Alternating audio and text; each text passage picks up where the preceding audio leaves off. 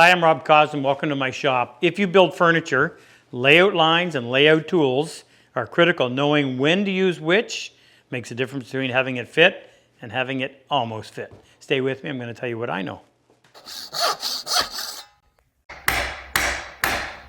I'm Rob Cosman, and welcome to my shop. We make it our job to help you take your woodworking to the next level. If you're new to our channel, be sure to subscribe, turn on that notification bell, and don't forget to turn on the notification on your mobile device so you'll know every time we release a new video. Good? All right, back to the bench. I got this book a long time ago. It's called Down to a Line, written by Ian Kirby. I think Ian Kirby is one of the great craftsmen of current times. His level of precision, I think, is right up there with the best, if not the best. And as you can tell, I've been through this book a lot. The binding is shot. But in there, he really stresses the importance, just as the title says, down to a line. So you have to know which of these instruments, if these are the ones you're using, do you use at what time? And if you don't make the right choice, then it's going to affect your level of precision. And sometimes the most precise tool is not the one that you want to use in a certain application. So what I'm going to do is I'm going to break it down. I'm going to go through and I'm going to show you the ones that I use typically. And I'm going to try to help you understand when they get used and, more importantly, why they get used. Okay, let's start on the least precise side. And this is where I have my markers. I've got a permanent and I've got a dry erase. Now, when do I use them? Well, when I want to identify a piece. So I'll often go in, particularly when I'm demonstrating, and write on there what it is. I want this to be able to come off relatively easily when it comes time to cleaning up the joint. Now, you may or not be demonstrating, but if I'm building a drawer and I've got all those pieces, especially if I have multiple drawers, because I'll often do the same procedure on each drawer. So you're dealing with 4 pieces on each drawer, and you might have 6 drawers, you have 24 pieces of material. I'll go through and identify each one, knowing which is the outside top corner. That, again, is something I don't want to see when I'm done. I want to be able to remove it. Now, let me show you by example how this works. I've got the end grain of a piece of wood here. I'm going to make a line on this side with the Sharpie, and then I'll make a line on this side with the dry erase.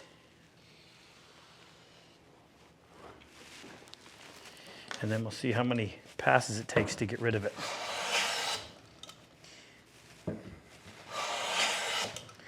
So with 2 passes, I can get rid of the dry erase. I still have evidence of the Sharpie. So if you want something that's relatively easy to deal with, but it's nice and bright and easy to see and it marks nicely, try a dry erase. Okay, we move up to the next level of precision, and this is where some folks would use a pencil. I like a pen. I'm going to show you why. If I'm laying out dovetails, number one, you've got a pencil on a piece of dark wood like walnut, and it's really difficult to see. If I do the same thing with a red pen, it's much easier to see. And then on a piece of pine like this, there really isn't that much difference, but I will show you where I think it makes a difference and why it's worth considering using your pen over your pencil. Both are relatively easy to see. The red probably stands out.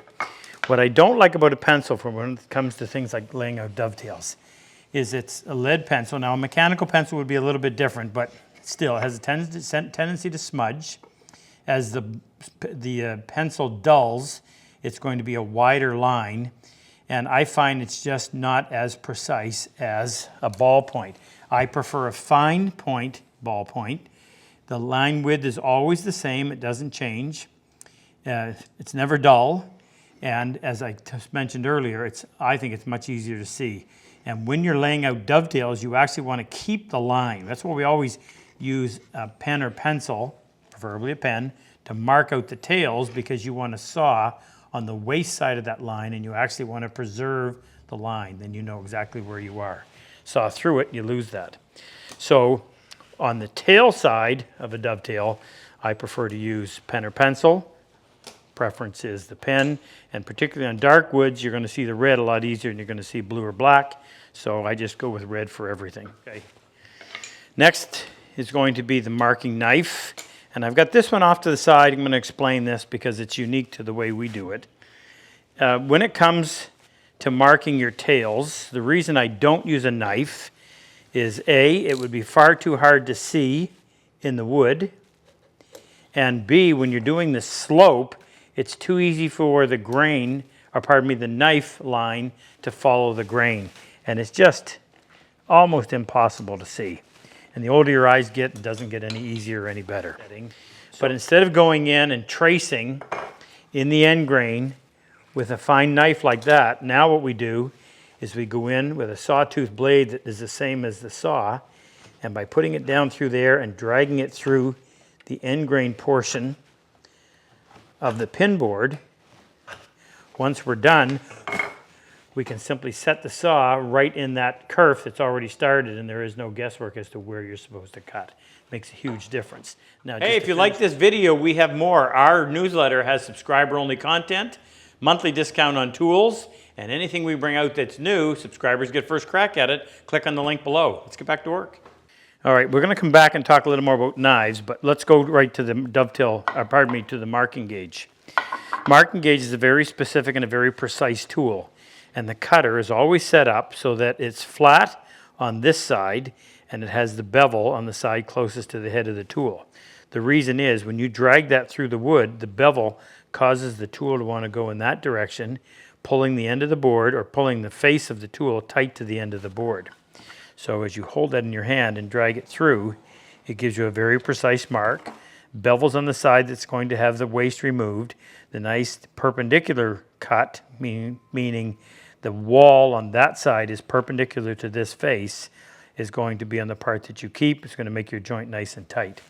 Now, just while we've got that, one of the other things that I like to use is this yellow tape. And the reason is that line is often hard to see. I'll come in, at least for the cutting process, and put that yellow tape line on there. And that's so much easier to work with. And when you're done with it, just remove it. Now, what about a marking knife that traditionally is used for layout? Anytime I'm going to make a cut across the grain, if I'm not using my marking gauge, I'll use a square and I'll use a knife like this, or you can use a knife like that. However, this one is flat on one side, has a bevel on these two. So if my waist is going to be over here, then I always want to have the bevel facing the waist. I want this to be standing plumb, meaning I don't want to be angling over this way or that way. And you can tell when it's plumb because the gap between the flat back of the knife will lay up tight against the blade of your square. And I always find it easier to make multiple passes, each time getting a little bit deeper. If you try to do it all in one, sometimes the force required allows that to pull away. Now you've got a nice deep line. And just to finish this, you can then grab your chisel, come in and work up against that line by removing that little bit of waste. Now when you put your saw in there, actually I need to make that just a little bit deeper. So to go back in there, I'll just put that in put the knife blade in the kerf, move that over, strike that a little harder. Now that waste is gone.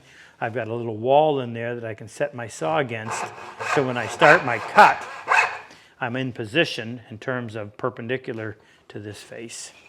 Okay, I want to show you another time when the knife is really superior to any other kind of mark.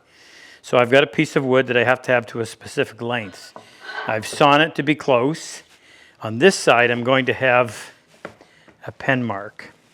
So working under the assumption that I've already sawn it, and this is a little bit of material that I have left over. On this side, I'm going to have worked to a knife line.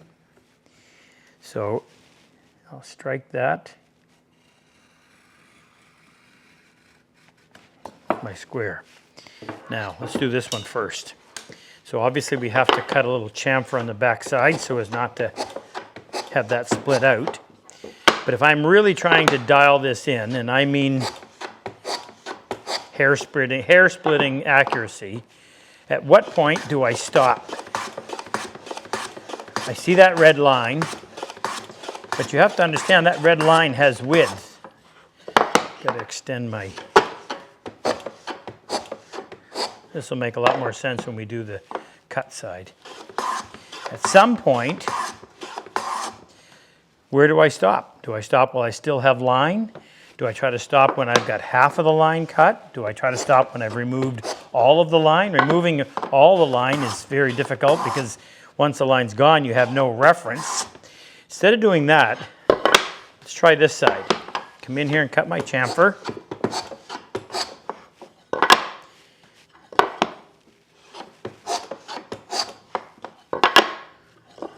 One more. Now, if you watch closely, right there at that line, as we get close, I'm going to pull the blade in a little bit, you're going to start to see the little short fibers between the knife line and the end of the board are going to start to break out and disappear. A little more blade.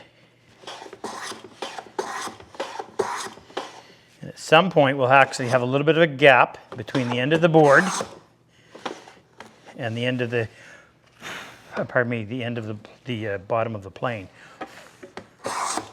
See what I mean? See how you've got a gap? And it's that little wee short fiber that has broken away, but we still aren't at where we need to be. So what I would do is keep working. Have to extend that little chamfer at the end. I would still plane until that gap disappears. And now it's up tight to the end of the plane. Now I know I'm at the exact spot that I want to be. And in case you didn't hear it, I didn't extend my chamfer far enough, which is something you always have to guard against. And we've broken off those fibers on the end. So always make sure you cut your chamfers deep enough. All right, let's summarize this. Now I'm coming at this from a pair of 61-year-old eyes, so bear that in mind. When it comes to just general layout, orienting your pieces, knowing which board goes where, that's where the marker comes in. Remember, I like the dry erase, easy to remove afterwards. When it comes to actually laying out the joint, in other words, where am I going to saw? Where's the waste? That's where I prefer my red pen over my pencil, but some like their pencil.